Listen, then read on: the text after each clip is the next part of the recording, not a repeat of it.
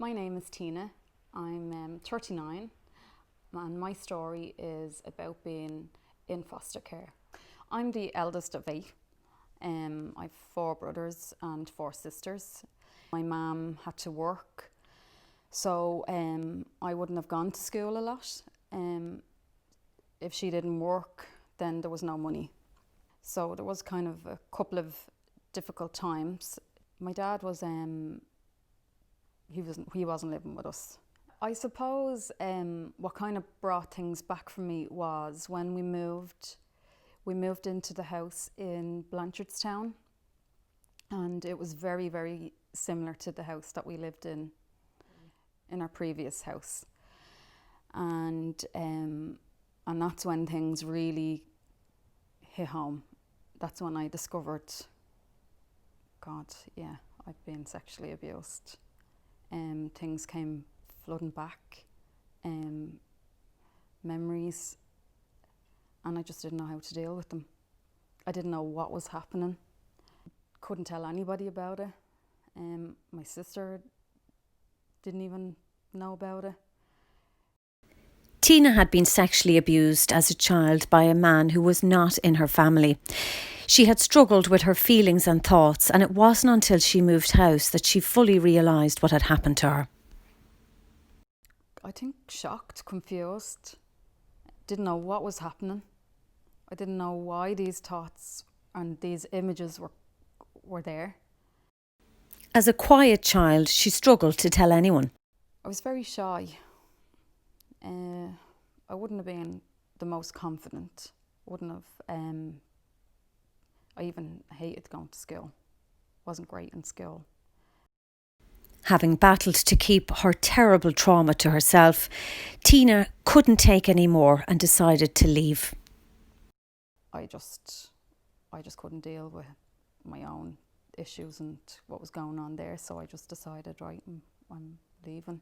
My mum and me, we would have argued a lot, but I guess that's because she didn't know what I was going through. And then she had to deal with her own problems. And she had a big enough family that she just didn't, not that she didn't have time, but she had so much going on. No matter how hard she tried, Tina could not forget her abuse. I was sexually abused by a man known to my family, but he's not related to my family. And that went on for a while. I always remembered it kind of started around my communion, and he would do certain things. He would just do mental things. You're scared, because he would say, if you tell anybody, I'm going to kill you, or I'll kill your mum, and your mum will never believe you. So it was just awful. Like, there was one time, and it's kind of the last time that I remembered, he would have you down on the ground, and he'd have his legs sitting on your arms, so you physically couldn't move, so he could do anything and everything that he wanted. Yeah, just paralysed, and I would be asking him to stop, and he wouldn't. I couldn't tell anyone. No. And I suppose when we left the house, it was the best feeling. It was such a relief. And I think that's when I just left everything there. Had completely forgotten about it. We moved to Finglas, back to where my mum was from, to my nana's house. And we stayed there, and that's when we then moved to Blanchardstown. And that's when it just hit me, and that's when I knew then. I was like, okay. By now, Tina was much older and learning about sexual education in school, and knew then that she had been abused. I would have been about 12, and then I realised what had been happening, what had gone on. When you're that bit older, you were in school, you would have been taught about what's wrong, never let anybody touch you, and then just stuff like that. And then I knew then, and then something just was not right. And these, even dreams, you'd be waking up going, did that happen? You know, and then I just was always afraid if I came out with this, what would happen?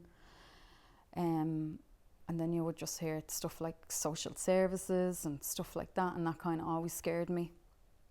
I didn't want us to be all taken away from my mum if I came out with stuff like this. I started suffering then with panic attacks. Didn't know what was going on, how to deal with it. And I just felt I couldn't talk to anybody. Didn't know what to do. So I tried to take my own life. How old were you? I would have been just gone 14. And nobody knew that. What did you do? I took pills and prayed that I wouldn't wake up the next day. But I just felt very sick. So I obviously didn't have to go to school. But I did. I woke up and that's when I said, okay, I need to just go. I need to get out of here. Left home.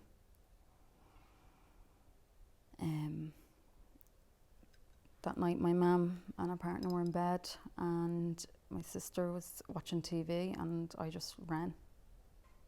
I had just a set of clothes in the bag and a pair of runners on, and that was it. I ran. My sister did come after me. I had £20 on me because I had money.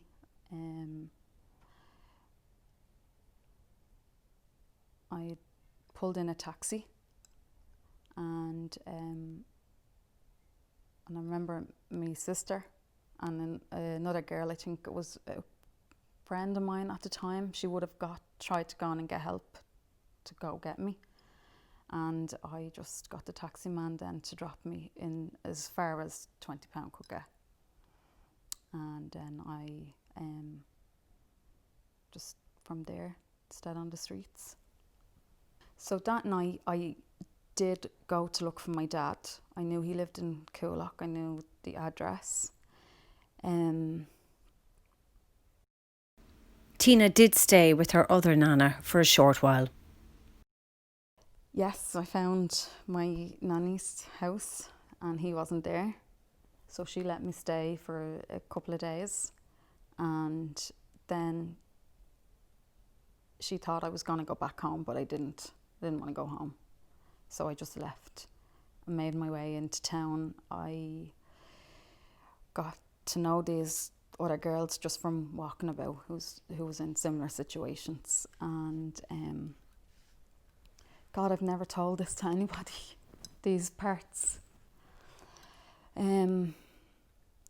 Got talking to these girls and they were telling me if you want a bed in a hostel that you have to be in by a certain hour, but if I was underage. So when I got to the hostel they said no, you have to go and sign in to a police station. So okay, off I went to the nearest police station and I think the first one was up on Pier Street.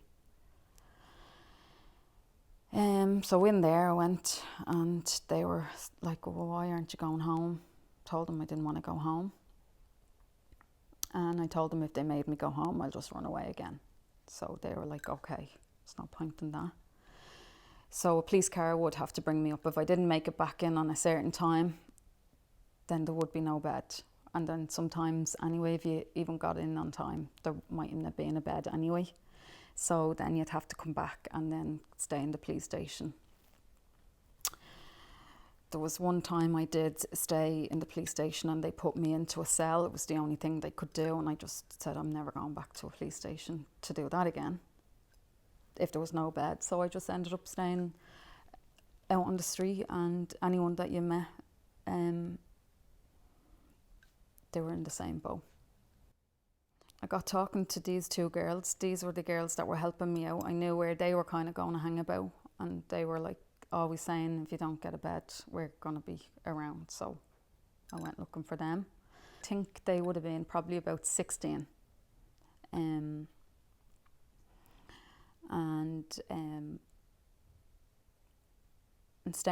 when you stayed in the hostel, so the bottom level was for older people.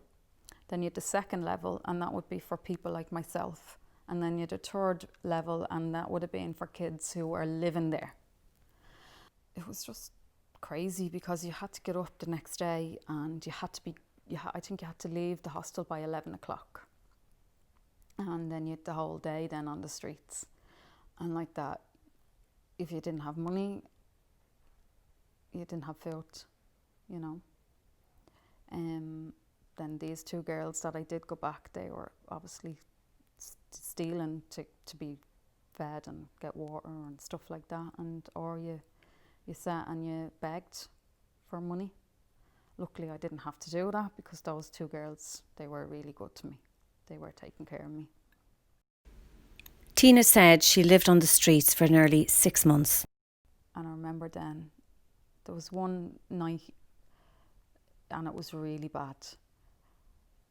I got in with the wrong crowd, and just you see people doing drugs, seeing people do heroin, seeing people OD. Anything and everything was done around you. So there was this night, and it absolutely terrified me. And I said, right, how am I going to get myself out of this situation? There was a party on, and it was in a field up at Sheriff Street. And everybody was off their heads, and drugs were going left, right and centre, and I thought, how am I going to get out of this? It was never something I did or will ever do. So I pretend that I took them and prayed for the night to end. They were burning cars. It was mental, absolutely, it was mental. How many was there? Oh, there could have been easily 40 people. What were they doing? Just lighting fires, dancing around, absolutely off their head, having sex, anything you could think of that went that night. That's terrifying. And it was terrifying. How did you keep yourself safe in that situation? So I tried to I remember there was other cars laid that was already burnt out. So I just tried to get in and lay there until everything had died down and waited for people to go asleep. And I remember then, and it probably would have been just as morning, it was probably about 6 in the morning. And I remember going to the police station then and saying, okay, I'll talk to somebody. Because I never wanted a night like that ever again. Tina was then placed in foster care. That was terrifying. Can you remember the first day you landed at someone's house? Yes. I had my own bedroom. I suppose I just couldn't believe that I had my own space. And she was just brilliant. She really was. Anything that I needed, it was there. She helped me through a lot then. That's when I started going to counselling then. Did you finally admit that you were abused? Yes. In care? Yes. Okay, just Yeah. do that for me. I finally then admitted that I was sexually abused in care.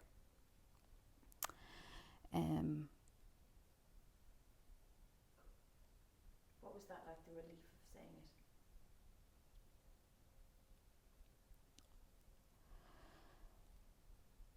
it? It was, I suppose, it was quite scary, having to talk about going way back, and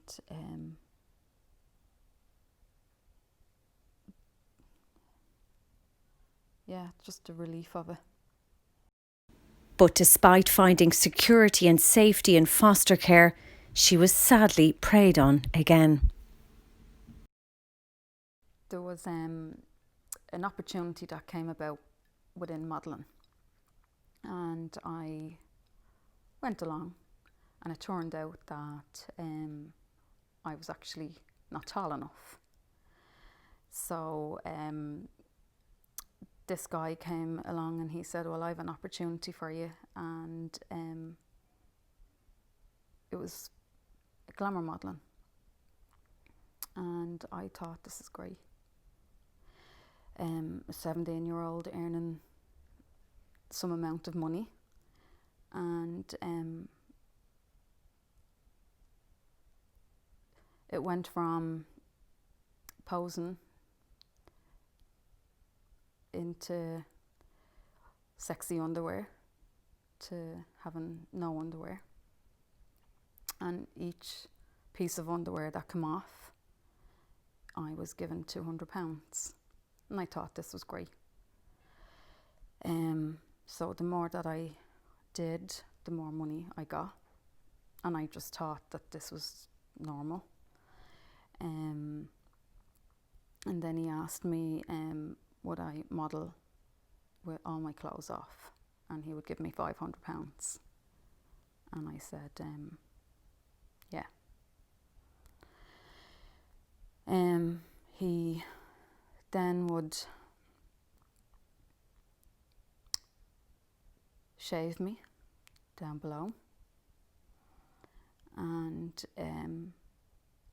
he would touch me, so my nipples would erect, get me ready for pictures, and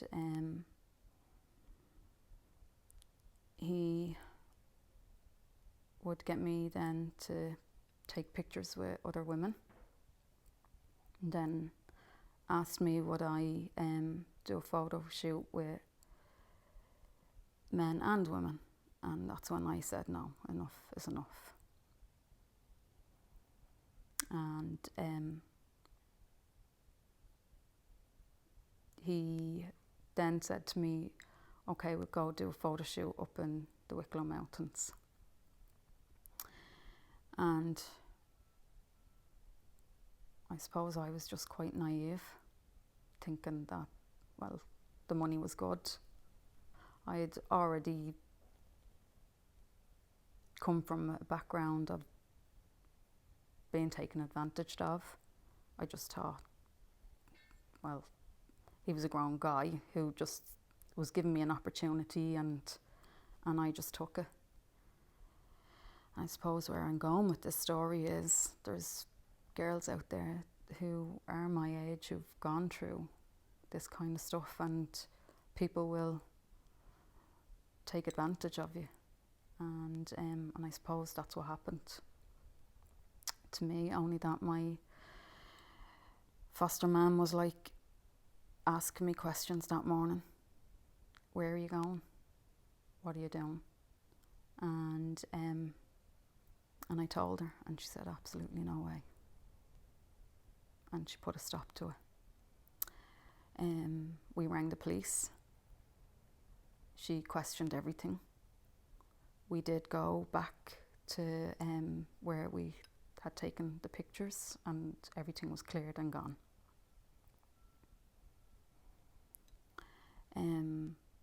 I've never heard from him, thank God, after that. Because Mags, she went outside because he was picking me up outside the house, and she went out to him and she said, you better leave, I'm ringing the police, I know what you've been doing. So back into counselling I went after that, and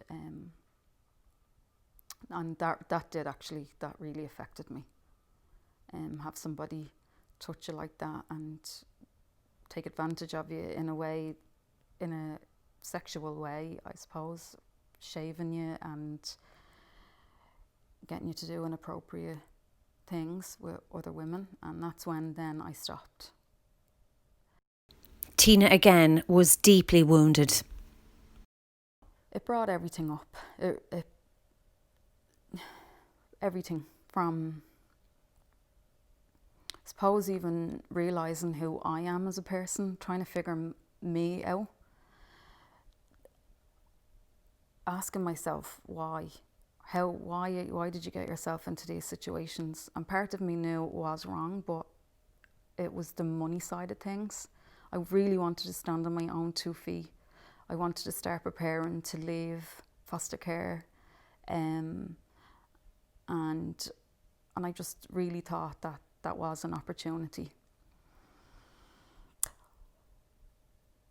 Then I realised a whole load of other things.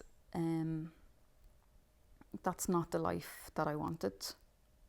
I think at that stage I would have been in my 3rd year apprenticeship in hairdressing, and nobody other than my foster mum knew what has been going on.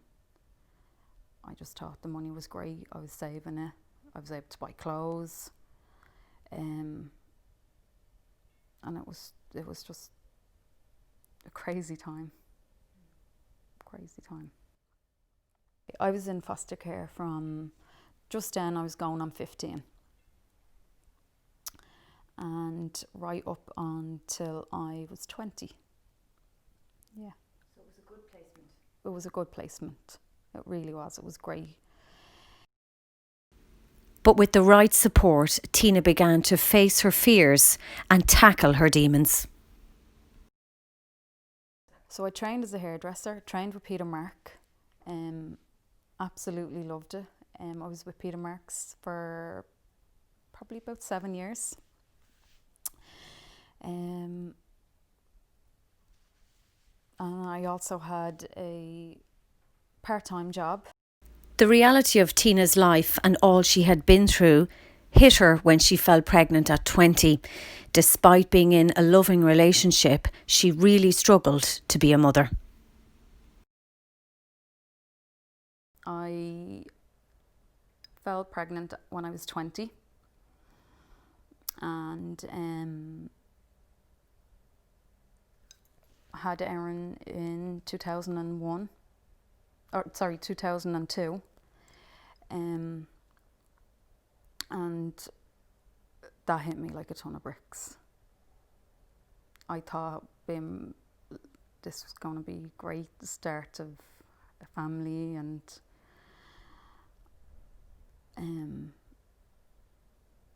but it really hit home for me. In fact, anything beforehand I could deal with. This hit me in a different way. When I had Erin, I couldn't really bond with her. I couldn't change her. I couldn't bathe her. I couldn't put cream on her bottom if it was sore, because I felt like I was doing something wrong.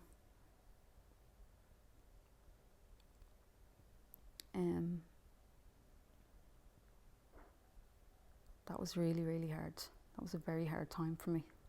Did you give yourself a hard time over it? Yes. The thoughts that were in my head were absolutely, it was horrible. I kept saying to myself, if I rub cream on her, then I'm doing what was done to me.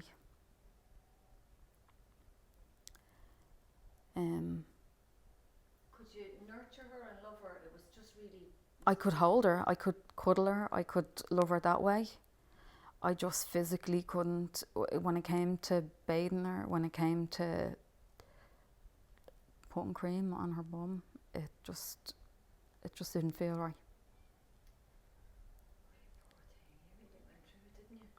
It was absolutely, it was horrible. It really, really was. It was the most difficult time. How long did that go on for? That went on for a good few months. And how did you overcome that? She got so bad, I had to take her to the doctor. Now at this stage, I was taking panic attacks. I was not in a good place anyway. And I took her to the doctor, and the doctor said to me, I was neglecting my child. And they said, we're going to take your child off you, we're going to ring social services. And I was distraught. I was trying to explain to her that I'm not doing anything wrong. And then that's when I told her then that I have been dealing with being sexually abused and having a child. And then she said to me, oh, you're postnatal depression then. And I said, no, I'm not. I was just absolutely, traumatised. And then she's like, well, isn't the baby's dad at home? And I was like, yes. But Andrew, God love him,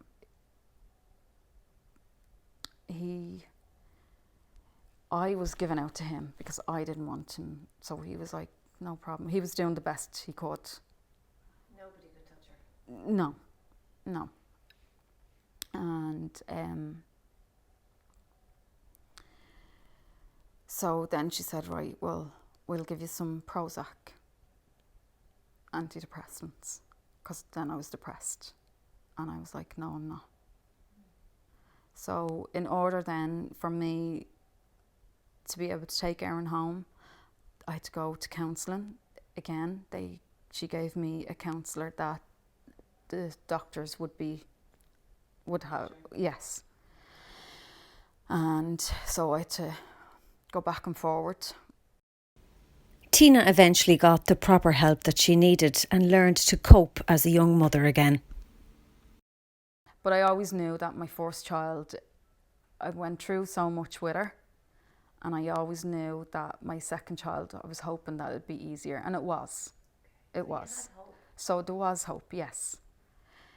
Tina, who is currently writing a book about her life story, decided to go public after the mother and baby home legislation, which was recently passed, that would see records sealed for up to 30 years, which sparked outcry across the country. She felt she connected with many of the survivors. Just listening to some of them have gone through horrific abuse, and that really touched home. That really, when you hear some of their stories and how brave they are and talking about their story, and it does help.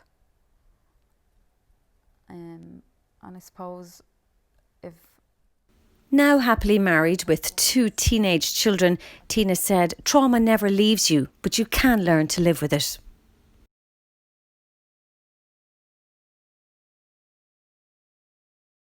no, it never goes away. But I know how to deal with it. I know how to switch off now.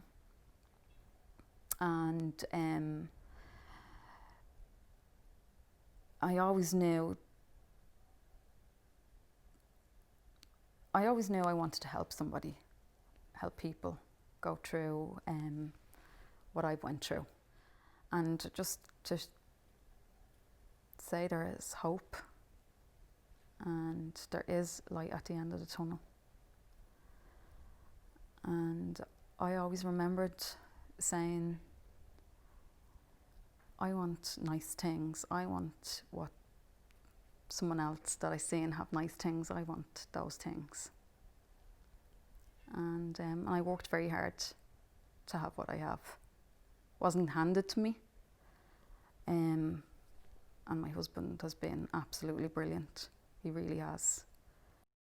The relationship with Tina and her family has been repaired and they got on very well. I've always kind of stayed in touch with my family. I suppose over the last 10 years that we've kind of more come together. And my family, they're brilliant. They would do anything for you. They really would. And the same with my mum, we've a great relationship now. It's made me a lot stronger. I know how to deal with things, tough situations. No, I don't blame my mum at all. In fact, I just wish that that she didn't have to go through so much pain in thinking that she has done wrong, and she hasn't. It's her husband Andrew she credits with helping her through such a difficult time, and today they are very happily married. I know Andrew since I'm 13, believe it or not. And he's been absolutely, he's never once judged me, he's never looked down on me. He's a diamond, he really is. He's been more loving and supporting, and God, sometimes I ask myself, how does he put up with me? But he has been, he's just been a major, major part in my life. Today, Tina feels a lot more could be done to support children and foster carers who are in the system. Because you can't talk about it. And I suppose you're given foster care in a sense that if you're like me, I was on the streets. If you've come from a really bad, broken home, and you can't talk about it. The shame that's around it. You're made to feel ashamed. And you're also made to feel like you're doing something wrong.